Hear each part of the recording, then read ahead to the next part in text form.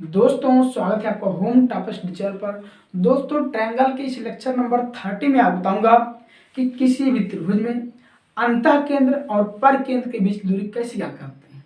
अंतः केंद्र और पर केंद्र के बीच की दूरी कैसे ज्ञात करते हैं, ठीक है ना। ज्ञात करने का क्या फार्मूला है। अगर इस कॉन्सेप्ट पर संबंधित कोई क्वेश्चन आपके एग्जाम में पूछ लिया, कोई भी एग्जाम हो, चाहे सीजीएल हो, एमटीएस हो, रेलवे हो या अन्य कोई एग्जाम, ठीक है ना, तो आप उसे कैसे सॉल्व करेंगे, कैसे सॉल्व करेंगे। क्योंकि यहाँ पर लिखा गया है किसी भी त्रिभुज में अंतः केंद्र और पर केंद्र के बीच की दूरी। अगर आप इसे अंग्रेजी में लिखना चाहते हैं, इसका जो हेडिंग है लिखेंगे कि distance between in centre and circum centre in any triangle. Distance between in centre and circum centre in any triangle. ठीक, तो देखिए जितने टॉपिक आपको बताता हूँ, हिंदी इंग्लिश दोनों बताता हूँ, जिससे आपको जरा से भी डाउट ना हो, चाहे आप यूपी बोर्ड को हो या सीबीएसई बोर्ड को। ठीक, और आपको बताऊंगा कि किसी भी समकोण त्रिभुज में लंब केंद्र और पर केंद्र के बीच की दूरी कैसे ज्ञात करते हैं, ज्ञात करने का क्या कांसेप्ट है। ठीक, और आपको बताऊंगा कि लंब केंद्र पर आधारित एक क्वेश्चन, इसके पहले आपको बताए थे कि लंब केंद्र का कांसेप्ट नंबर 2, लंब केंद्र का कांसेप्ट नंबर 2, ठीक ना, उस पर आधारित एक क्वेश्चन आप कराऊंगा। कांसेप्ट नहीं देखे जाइएगा पेस्ट में, तो वहां पे आपको मिल जाएगा, ठीक है ना। और आपको जो आपका ये है पर केंद्र है, अंतः केंद्र है और केंद्रक है, लंब केंद्र है, इन चारों में संबंध क्या होता है, इन चारों में संबंध क्या होता है, कब संरेख होंगे, कब संरेख नहीं होंगे, ये भी बताऊंगा। ठीक, जितना कॉन्सेप्ट है सब बताऊंगा, सब बताऊंगा। तो चलिए हम सबसे पहले देखते हैं कि अगर दूरी पूछ लिए इन दोनों की तो हम कैसे ज्ञात करेंगे, क्या फार्मूला है। ठीक, तो वीडियो को शुरू से अंत तक देखिएगा, इसकी मत करिएगा, गारंटी देता हूँ कि समझ में जरूर आएगा। ठीक, यहाँ देखिए इसके पहले आपको बता चुका हूँ अंतः केंद्र क्या होता है ना, और पर केंद्र। तो अंतः केंद्र मतलब इन सेंटर, पर केंद्र मतलब सर्कम सेंटर। ठीक, इन सेंटर को आई से और सर्कम सेंटर को सी से डिनोट करते हैं, इतना बताए थे। देखिए अब इनके बीच जैसे कोई ट्रायंगल है, जैसे एक कोई क्या है ट्रायंगल है, ये मान लीजिए क्या है, ए है, ये बी है, ये सी। अब ए बी सी होगा। ठीक, अब देखिए मान लीजिए यहाँ पर क्या है, यहाँ पर मान लीजिए आई है, क्या है आई, और कुछ दूरी पर यहाँ पर मान लीजिए क्या है सी है। ठीक, आप इसे पी क्यू आर भी कर सकते हैं कि उन्हें सी से भी मैच कर जाएगा, आप इसे पी क्यू आर कर लीजिए, ठीक ना, कुछ भी कर सकते हैं भैया, पी क्यू आर कर लेते हैं, ठीक ना, नहीं तो अभी ये सी कंफ्यूज हो जाते हैं ना। देखिए एक ट्रायंगल पी क्यू आर है, यहाँ पे ये देखिए इन सेंटर है, ये क्या है सर्कम सेंटर, इनके बीच दूरी क्या होगी, यही हमको निकालना है। इनके बीच की जो दूरी है ये क्या होगी, कैसे निकालेंगे।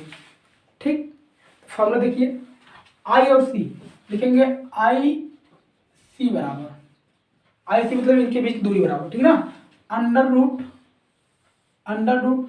आर का स्क्वायर माइनस 2 इंटू आर कर लेंगे, आर इंटू आर ना, ये कैपिटल आर, ये स्मॉल आर भैया, आप इसके बीच में गुणा कर लो ना, समझ में आए, बस ये बीच में गुणा का चिन्ह लगा लीजिए आप।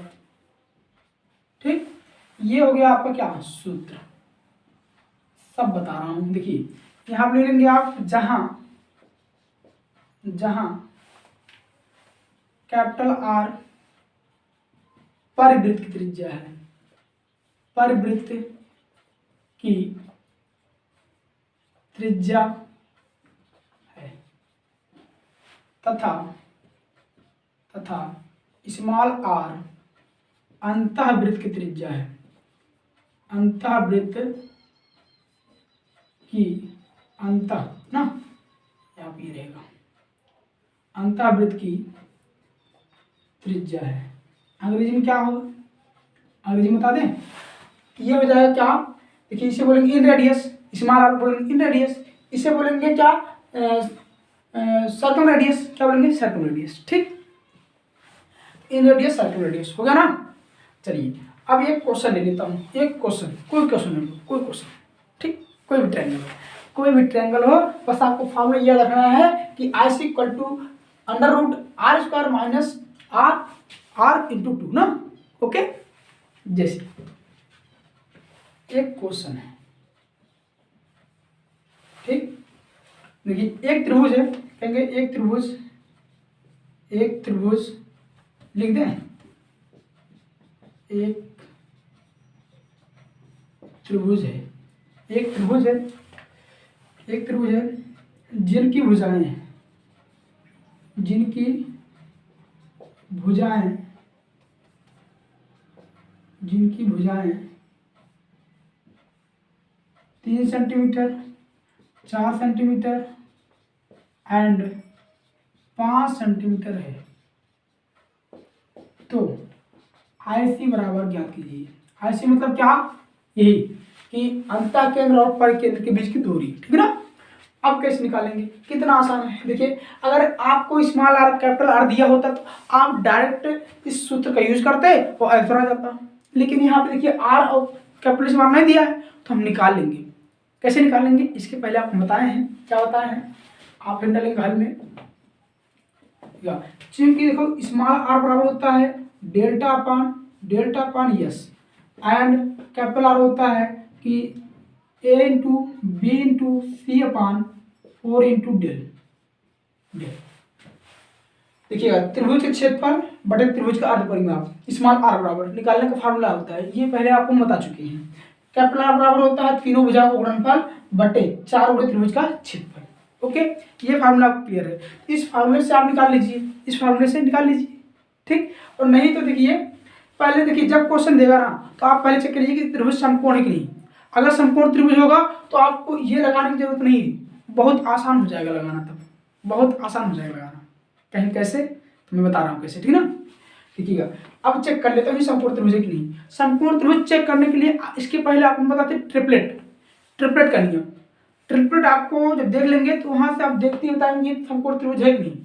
तीनों भुजा दी गई है तो आप देख के बता देंगे कि त्रिभुज समकोण है कि नहीं। क्योंकि हम बता दे रहे हैं कि त्रिभुज क्या है, समकोण है, ठीक।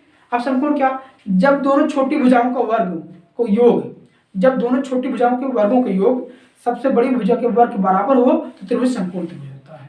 तो 3 3 का 9, 4 4 16, 16 9 25 और 5 4 क्या होता है 25, दोनों बराबर है, यानी त्रिभुज क्या है, समकोण त्रिभुज है। तो इसकी आवश्यकता नहीं है, इसकी आवश्यकता नहीं है। अगर समकोण त्रिभुज नहीं होता तो हम इससे लगा देते, अगर इससे भी लगाएंगे तो भी आंसर आएगा।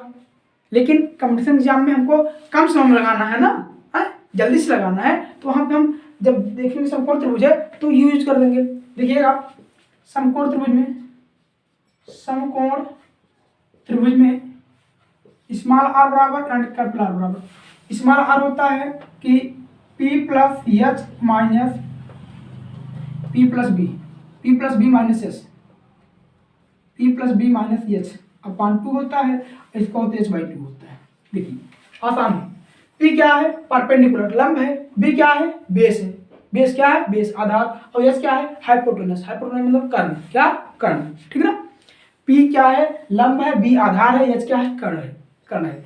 अब इसमें कैसे पहचानेंगे भैया, यहाँ पे देखिए जो सबसे बड़ी भुजा है वही क्या है, कर्ण है, क्योंकि कर्ण जो होता है लंब और आधार दोनों से बड़ा होता है, दोनों से बड़ा होता है। अब यहाँ से स्मॉल और कैपिटल जल्दी से निकालेंगे, जल्दी से। देखिए यहाँ पे यहाँ कर सकते हैं आप P प्लस बी 3 प्लस 4, अब इसमें से कोई भी आधार हो सकता है, बस आपको ये कर्ण हो गया, ये तो यच हो गया, ये हो गया, ये क्या हो जाएगा, अब चाहे इसको P मानो चाहे इसको मानो, अगर ये P मानते तो भी हो जाएगा है। अब दोनों को जोड़ो, 3 प्लस 4 माइनस 5 पूरे बट्टे 2, बताइए 4 3 7, 7 में से 5 घट जाएगी, 2 आई, 2 बट्टे 2 बराबर कितना 1 सेंटीमीटर, आर बराबर आ गया 1 सेंटीमीटर, आ गया ना। अभी इसमें त्रिभुज क्षेत्रफल निकालने में लंबा स्टेप हो जाता है, इससे भी लगाएंगे तो भी आंसर आ जाएगा, ठीक ना। एच बराबर देखिएगा ये फॉर्मूला होता है, ये दोनों क्या है, ये सूत्र होता है, ये सूत्र होता है। अब यहाँ से हम आर बराबर निकालेंगे, आर इक्वल हाइपोटेनस कितना है 5 है ना, तो क्या हो जाएगा 5/2 हो जाएगा, आर बराबर इतना सेंटीमीटर।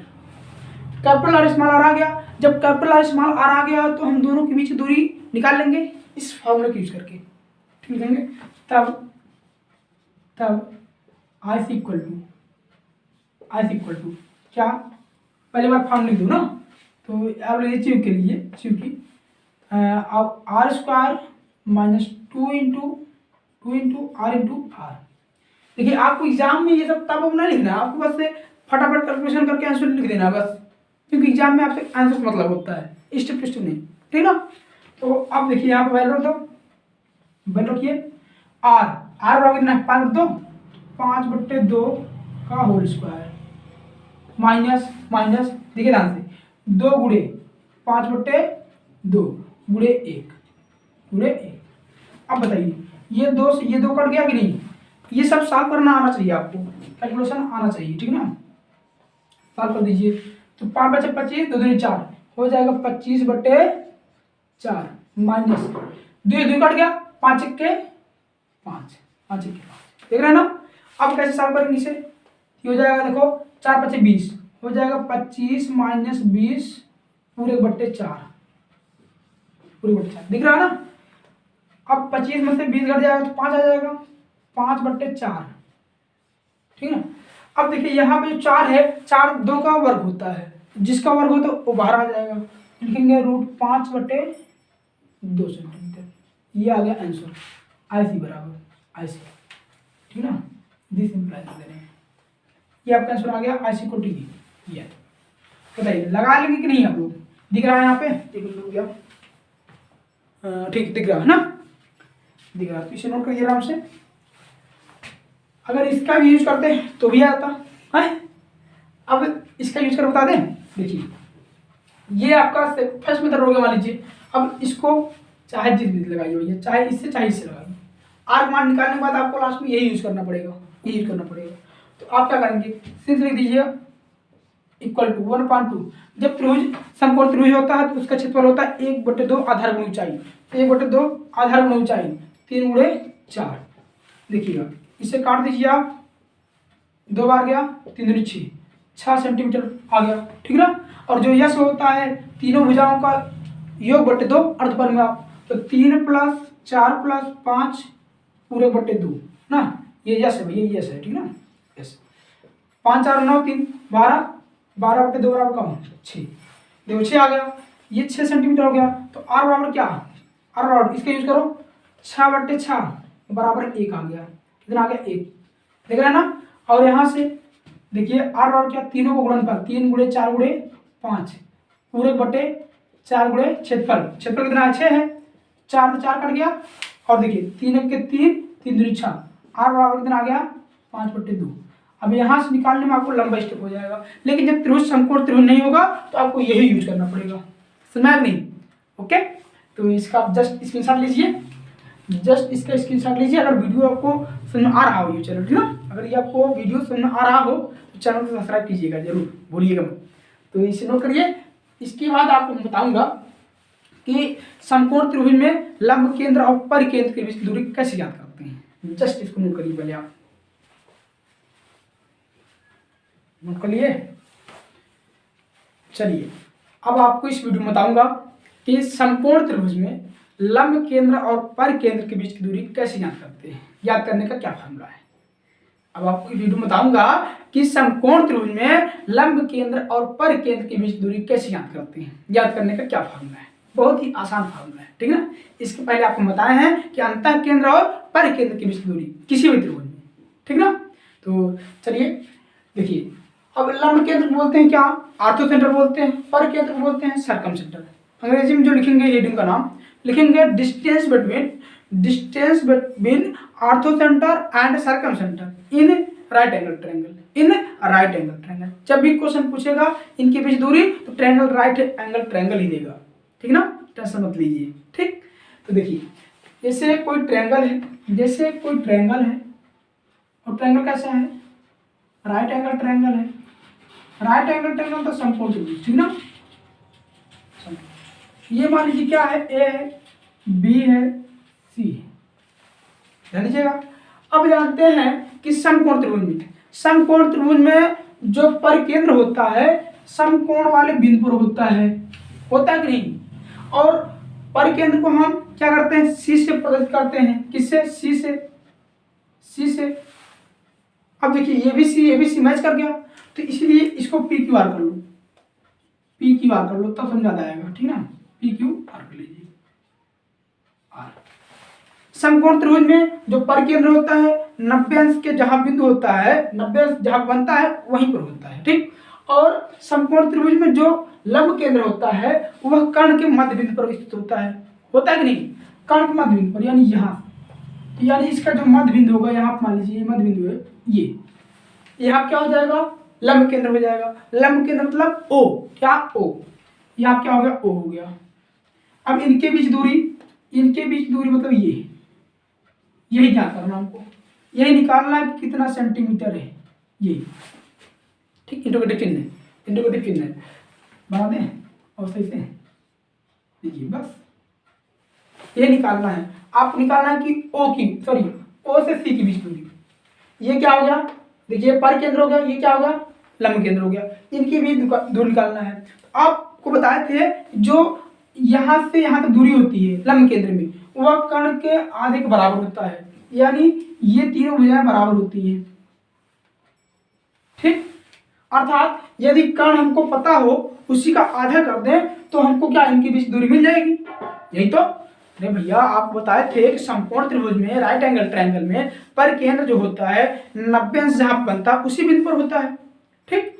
लेकिन जो लंब केंद्र होता है वह कर्ण के मध्य बिंदु पर स्थित होता है, ठीक। हो गया। कैसे? यहाँ पे क्या है? राइट एंगल ट्रायंगल भी होता है, 90 अंश बनाता है, ठीक ना। और जो यहाँ इसके बीच दूरी होती है यहाँ से यहाँ तक, यह कर्ण की आधी होती कि नहीं? तो ये क्वेश्चन पूछा है कि ये देखिए लंब केंद्र हो गया, ये क्या होगा? पर केंद्र, इनके बीच दूरी निकालना है। आपको मतलब पता नहीं है, ये निकालना है। तो आप देखिए लिखेंगे यहाँ पे ओ सी बराबर, ओ सी क्या है? इनके बीच दूरी, सी क्या है? सर्कम सेंटर, ओ क्या है? Ortho centre. कोई दिक्कत नहीं, ओ सी कहो या सी कहो, बराबर कर्ण बट्टे 2, कर्ण मतलब हाइपोटेनस, एच बट्टे 2। ये फार्मूला है, इस फार्मूले को आप यूज करिएगा, आपका आंसर मिल जाएगा। अगर कर्ण दिया है तो अच्छी बात है, नहीं दिया है तो पाइथागोरस प्रमेय का यूज करके हम निकाल लेंगे, या निकालने का और भी कॉन्सेप्ट है, ठीक ना। जैसे एक क्वेश्चन ले लेता हूं, इस पर हम एक क्वेश्चन लेता हूं, ठीक ना। कहेंगे समकोण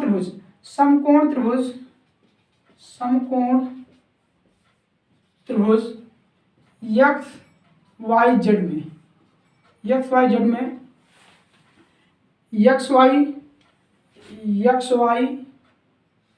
वाई बराबर कितना? 8 सेंटीमीटर, और वाई जेड बराबर 15 सेंटीमीटर, तथा कोण वाई बराबर 90 अंश। तो ओसी बराबर ज्ञात कीजिए। ओसी मतलब क्या? लंब केंद्र और परिकेंद्र के बीच दूरी ज्ञात कीजिए, ठीक ना। तो आप पहले एक राइट एंगल ट्रायंगल बना लीजिए। ये एक राइट एंगल ट्रायंगल है, ये क्या है? एक राइट एंगल ट्रायंगल है, ठीक ना। ये क्या है? एक्स है, ये वाई, ये जेड। जहां वाई है वहां पर 90 अंश कोण बनना है, क्योंकि आपके क्वेश्चन में कहा है एक्स, ठीक ना। यही क्वेश्चन कहा कि ये 90 अंश का है, और क्या कहा है? और यही कहा है कि जो एक्स वाई है 8 सेंटीमीटर, यानी ये क्या है? 8 है, और वाई जेड क्या सेंटीमीटर? 15 सेंटीमीटर, ठीक ना। सेंटीमीटर में है 15 सेंटीमीटर।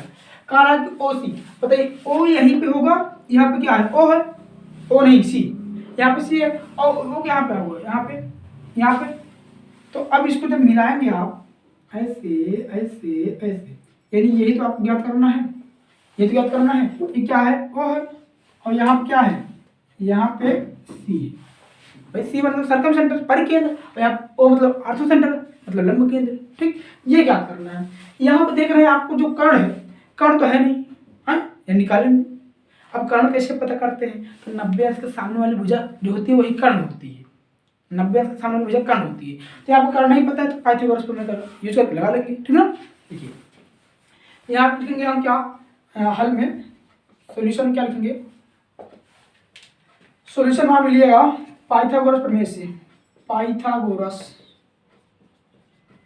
प्रमेय से। एग्जाम में आपको कंपटीशन के एग्जाम में ये सब नहीं लिखना है, आपको बस डायरेक्ट कैलकुलेशन कर देना है कि एक्स जेड क्या? अंडर रूट 8 के स्क्वायर प्लस 15 के स्क्वायर। भैया कर्ण बराबर होता है अंडर रूट लंब के स्क्वायर प्लस आधार के स्क्वायर, यही पाइथागोरस प्रमेय है। तो हम यहाँ पर डायरेक्ट लिख दे रहा हूँ, ठीक ना, फॉर्मूला नहीं लिख रहा हूँ। अच्छा एच बराबर under root P square plus B square, बस बी मतलब बेस, पी मतलब परपेंडिकुलर, एच मतलब हाइपोटेनस, यही फार्मूला है, ये फार्मूला है। अब ये देखिएगा 8 कर 64 होता है, 64 प्लस 15 यानी 225, दोनों को जोड़ दो, 5 4 9 6 2 8 289, 289 क्या है 17 का स्क्वायर है, ये आ जाएगा 17, कितना आ जाएगा 17 सेंटीमीटर।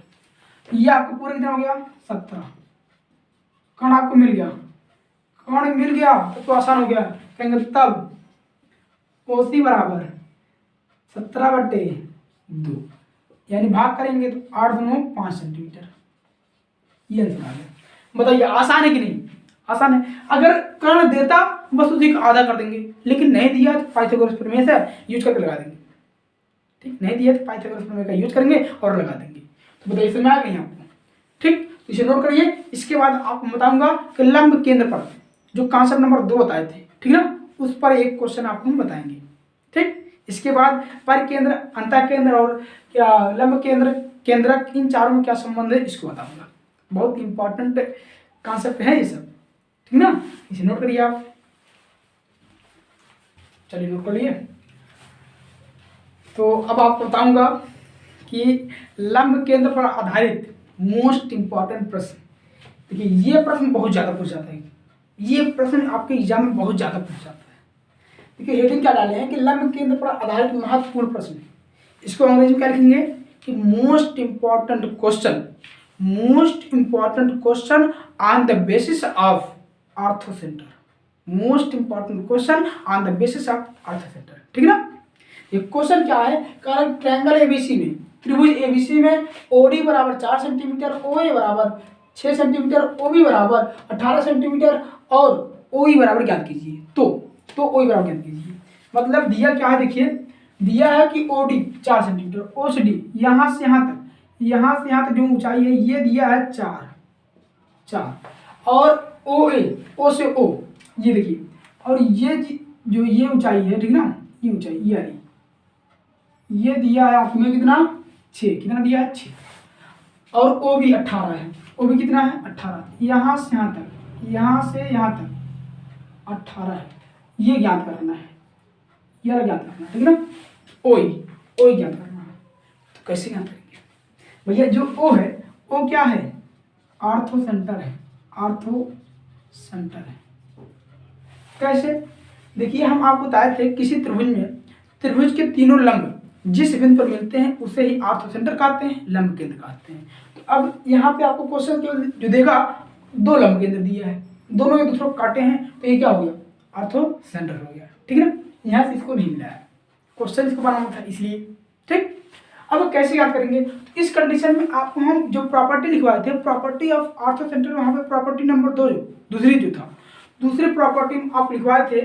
देखिए जैसे ये ट्रायंगल है, समझिए ध्यान से, ट्रायंगल है ए बी सी है, ए बी सी है, ठीक ना। यहाँ पर ये क्या है लंब है, यहाँ से इस पर ये क्या है लंब है, ठीक ना, लंब है, तो यहाँ से इस पर ये क्या है लंब है, तीनों दूसरे यहाँ काट दिए। तो ये देखिए क्या है, इसको डी माने थे, इसको ई माने थे, इसको क्या माने थे एफ माने थे, जाकर देख लीजिएगा। तो यहाँ पे जो ये वैल्यू है इसको ओ माना गया था, ठीक है ना, यही होगा। तो यहाँ से कॉन्सेप्ट जो था, कॉन्सेप्ट क्या था, देखिए कि हम कॉन्सेप्ट बताए थे कि ओ ए गुड़े ओ डी बराबर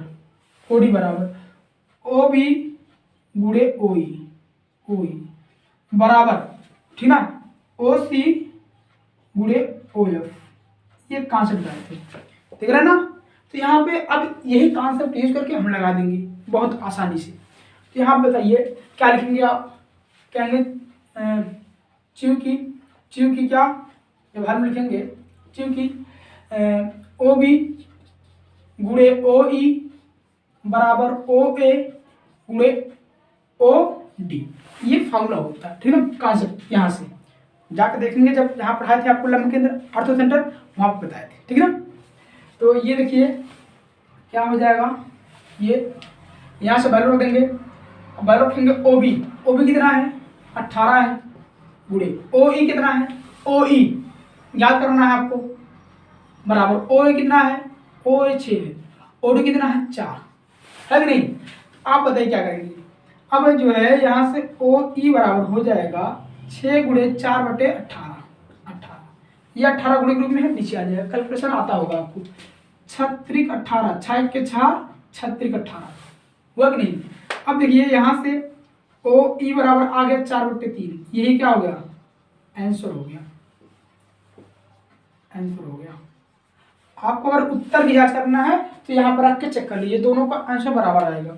उत्तर की जांच, उत्तर की जांच की जांच, ठीक ना, दिखा दे रहे हैं ना कंफ्यूज कैसे।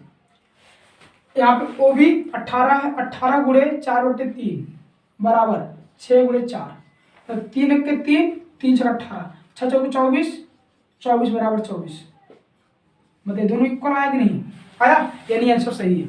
आंसर क्या है सही है, इसे नोट कर लीजिए। इसके बाद आपको मैं बताऊंगा कि जो आपको अंतः केंद्र, परिकेंद्र, लंब केंद्र और केंद्रक, इन सब में संबंध क्या होता है, इसे नोट करिए पहले आप। चलिए नोट कर लिए। तो चलिए अब आपको इस वीडियो में बताऊंगा इन चारों में क्या संबंध है। अब आपको इस वीडियो में बताऊंगा कि इन चारों में क्या संबंध है, मतलब अंतः केंद्र, परिकेंद्र, लंब केंद्र और केंद्रक में क्या संबंध है। ठीक, अगर इस हेडिंग को आप अंग्रेजी में लिखना चाहते हैं तो क्या लिखेंगे, लिखेंगे relation, relation between in centre, circum centre, ortho centre and centroid. In centre मतलब अंतः केंद्र, और सर्कम सेंटर मतलब परिकेंद्र, और आर्थो सेंटर मतलब लंब केंद्र, सेंट्रॉयड मतलब केंद्रक। देखिए केंद्रक को हम दो नाम और भी देते हैं, केंद्रक, केंद्रक को ही हम मध्य केंद्र भी कहते हैं, मध्य केंद्र, कंफ्यूज मत होइएगा आप, ठीक ना। केंद्रक का ये मध्य केंद्र का ये बात है कि है, या इसी को बोलते हैं गुरुत्व केंद्र, गुरुत्व केंद्र। सब पढ़ाया गया है, सबका प्लेलिस्ट बना है, ठीक है ना। तो कर लीजिए। अब देखिएगा ये किस पर डिपेंड करता है, ये त्रिभुज पर डिपेंड करता है। अगर समबाहु त्रिभुज है तो क्या संबंध है इन चारों में, समद्विबाहु है तो क्या है, विसमबाहु त्रिभुज है तो क्या है, ठीक ना। तो आप हेड डालेंगे सबसे पहले समबाहु त्रिभुज, समबाहु, समबाहु त्रिभुज में, समबाहु त्रिभुज में सुन लीजिए, समबाहु त्रिभुज में ये चारों एक ही बिंदु पर स्थित होते हैं। समबाहु त्रिभुज किसे कहते हैं, बताए हैं कि ऐसा त्रिभुज जिसकी सभी भुजाएं बराबर हों उसे समबाहु त्रिभुज कहते हैं। ऐसा त्रिभुज जिसकी सभी भुजाएं बराबर हों उसे समबाहु त्रिभुज कहते हैं। ठीक, तो आप बनाएंगे यहाँ पे, जैसे ये बन गया ये, ठीक ना। तो ये बन गया, ये मान लीजिए क्या है, ए है, ये बी है, ये सी है, ये समबाहु त्रिभुज है। समबाहु त्रिभुज मतलब ऐसा त्रिभुज जिसकी सभी भुजाएं एक दूसरे के बराबर हो उसे बोलते हैं समबाहु त्रिभुज। अब इसके एक ही किसी एक बिंदु पर ये ना, अब यहीं पर क्या होगा, अंतः केंद्र भी होगा, परिकेंद्र भी होगा, लंब केंद्र और केंद्रक चारों होंगे। तो ये लिखना है आपको कि अंतः केंद्र, अंतः केंद्र, ठीक, अंतः केंद्र। और फिर यही क्या है, परिकेंद्र भी है, परिकेंद्र है, क्या है परिकेंद्र है, ठीक। और यहीं पे क्या है, यहीं पे क्या भैया लंब केंद्र है, लंब केंद्र है। और यहीं पे क्या है, और यहीं पे केंद्रक भी है, क्या है केंद्रक, ठीक।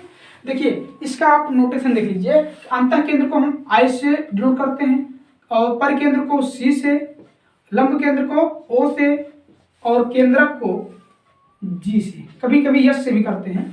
तो ये इसका नोटेशन है, सुना नहीं। तो आप उसमें यहाँ पर लिख सकते हैं कि समबाहु त्रिभुज में ये चारों एक ही बिंदु पर स्थित होते हैं। अब हेड डालेंगे आप समद्विबाहु त्रिभुज, दूसरा समद्विबाहु, समद्विबाहु, समद्विबाहु त्रिभुज में, समद्विबाहु त्रिभुज क्या होता है, समद्विबाहु त्रिभुज में ये चारों समरेख होते हैं, मतलब एक ही रेखा पर स्थित होते हैं, समझा कि नहीं। तो आप लिख लीजिए समद्विबाहु त्रिभुज जिसे बोलते हैं कि आइसोस्केलेटल ट्रायंगल, समबाहु बोलते हैं इक्विलैटरल ट्रायंगल, है ये सब बताया गया। तो आप एक ट्रायंगल बनाएंगे, आपके बार हम नोटेशन दिखाएंगे। ये दोनों भुजाएं क्या मान लीजिए बराबर है, तो ऐसा त्रिभुज जिसकी केवल दो भुजाएं बराबर हैं उसे हम बोलते हैं क्या, उसे बोलते हैं समद्विबाहु। समान समान द्विमाने दो, ठीक ना, तो बाहुमान भुजा। ऐसा त्रिभुज जिसकी दो भुजाएं बराबर हों, तो ये अब यहां से अगर ये भुजा जो है ये, ठीक, तो इसी पर क्या होगा, इसी पर आई भी होगा, क्या होगा, इसी पर आई होगा, इसी पर सी होगा, इसी पर ओ होगा, और इसी पर क्या होगा, जी होगा। समझ में आया कि नहीं आया? देखिए आई मतलब समझिए अंतः केंद्र, इन रेडियस, सॉरी इन सेंटर। तो समद्विबाहु त्रिभुज में चारों क्या होते हैं, समरेख होते हैं। यहाँ पर लिख सकते हैं एक ही बिंदु पर, इसमें एक ही बिंदु पर, यहाँ पर लिखेंगे आप कि चारों क्या हैं, कर लीजिएगा अंतः केंद्र, लिख दे रहा हूँ भैया, अंतः केंद्र, और क्या परिकेंद्र, और क्या, और लंब केंद्र, और क्या, और आपको हो जाए केंद्र,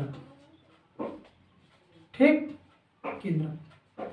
तो चारों क्या होते हैं, सभी संरेख होते हैं। संरेख मतलब जो एक ही बिंदु पर स्थित हो, मतलब एक ही रेखा पर, एक ही रेखा पर जब सब बिंदु स्थित होते हैं उसे बोलते हैं संरेख बिंदु। क्या आप देखिए एक ही रेखा पर, समद्विबाहु त्रिभुज में चारों एक ही रेखा पर स्थित होते हैं, इसलिए ये चारों क्या होंगे, संरेख होंगे, चार संरेख होंगे, ठीक। अब हेडिंग डालेंगे आप कि विषमबाहु त्रिभुज। तीसरा विषमबाहु, विषमबाहु स्केलर ट्रायंगल बोलते हैं। विषमबाहु त्रिभुज में, विषमबाहु त्रिभुज में, विषमबाहु त्रिभुज ऐसा त्रिभुज जिसकी एक भी भुजा बराबर ना हो, ऐसा त्रिभुज जिसकी एक भी भुजा बराबर ना हो,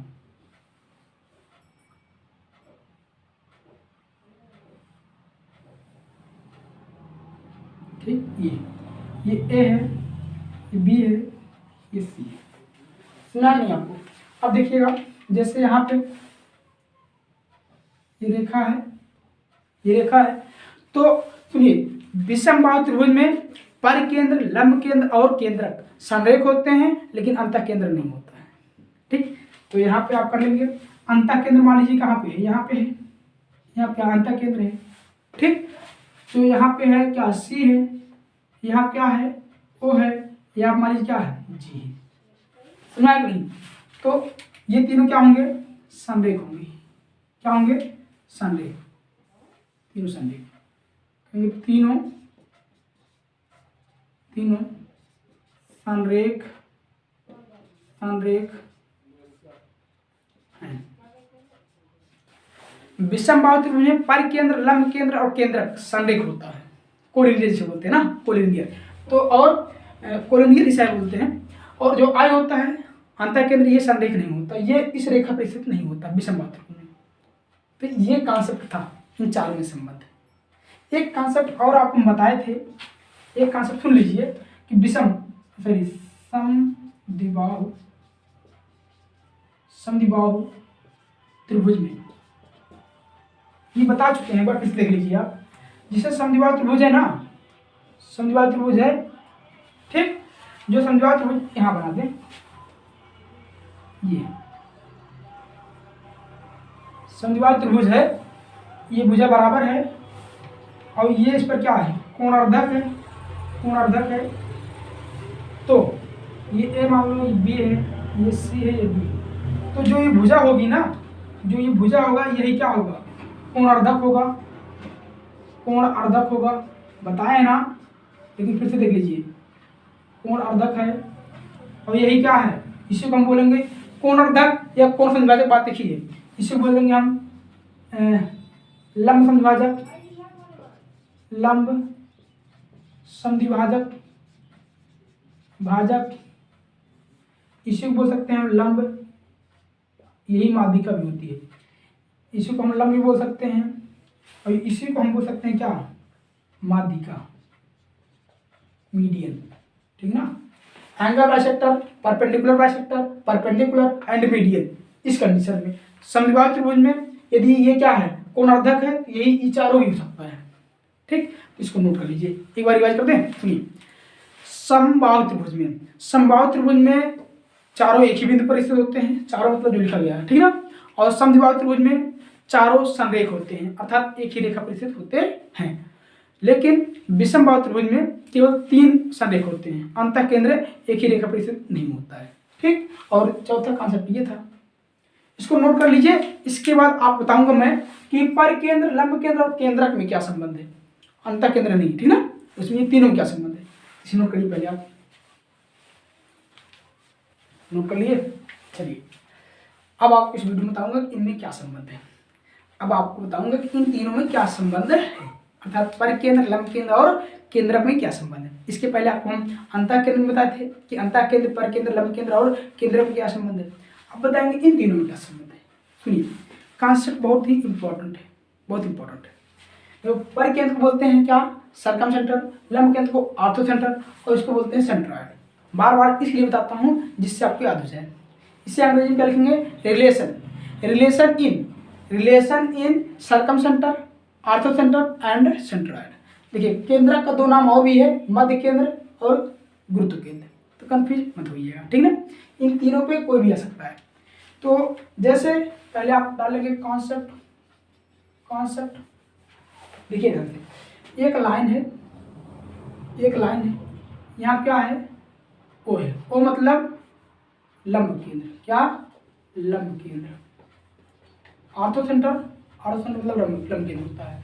यहाँ में मान लीजिए एक बिंदु है, ये क्या है, जी है, क्या है, जी है, जी मतलब क्या, केंद्रक, क्या, केंद्रक, ठीक। और यहाँ मान लीजिए एक बिंदु है, क्या है वो, सी है, सरकम सेंटर, परिकेंद्र, क्या, परिकेंद्र, ठीक ना। ये देखिए, अब जो ये अनुपात विभाजित होता है, ये 2:1 के अनुपात विभाजित होता है, ये आपको याद रखना है। लंब केंद्र, केंद्रक और परिकेंद्र, ये देखिए 2:1 के अनुपात विभाजित होता है। अगर परिकेंद्र यहाँ कर दे, लंब केंद्र यहाँ कर दे, तो ये 1:2 हो जाएगा, सुना नहीं।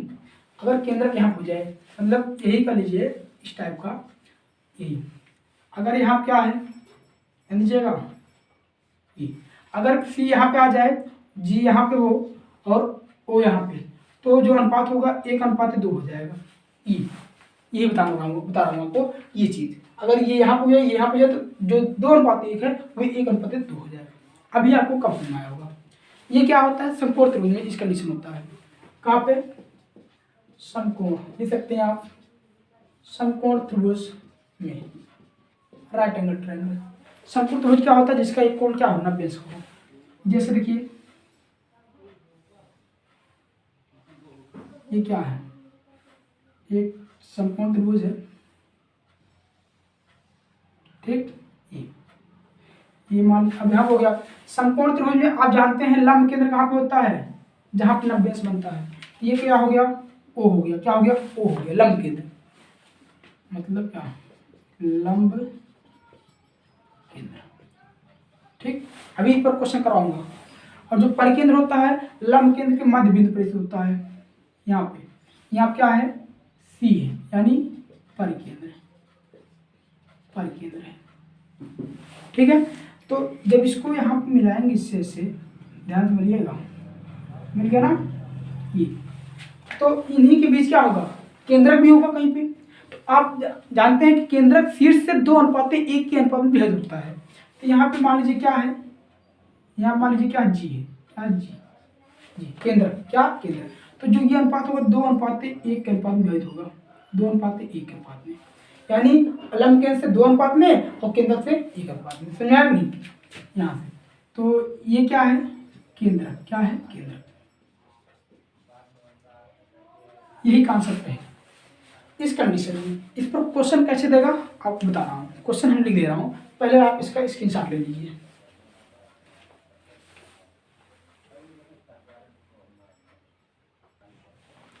नोट कर लिए। चलिए देखिए हम क्वेश्चन लिख दिया हूँ। क्वेश्चन क्या किया हूँ, लिख दिया हूँ, जिससे वीडियो ज़्यादा बड़ा ना हो, ठीक है, वैसे बहुत बड़ा हो गया होगा।